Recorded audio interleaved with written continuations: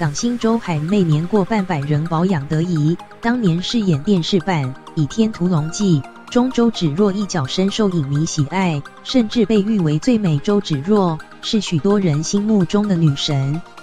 如今相隔20多年，她再次参演该剧要角，没想到时间几乎没在她身上留下痕迹，脸蛋依然和当年一样美丽出众。大陆近日找来90后新生代演员，打算重启金庸笔下经典故事《倚天屠龙记》，同时请来演出1994年版周芷若的女演员周海媚参演剧中灭绝师太一角。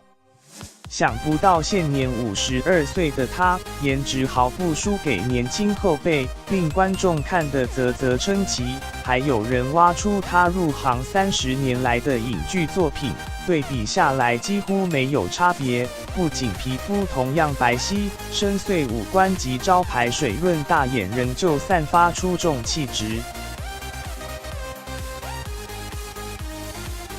周海是香港演艺圈公认的美人胚子，当年以18岁的青涩年纪竞选香港小姐，虽然没有进入决赛，却开启了她的星途。她在连续几部电视剧中逐渐受到瞩目，于《流氓大亨》一剧中奠定一线女星的地位，更在1994年的《倚天屠龙记》获得最美周芷若的美誉。出道至今34年，仍是镁光灯的追逐焦点。年过半百的她似乎已成了演艺圈中的不老传奇。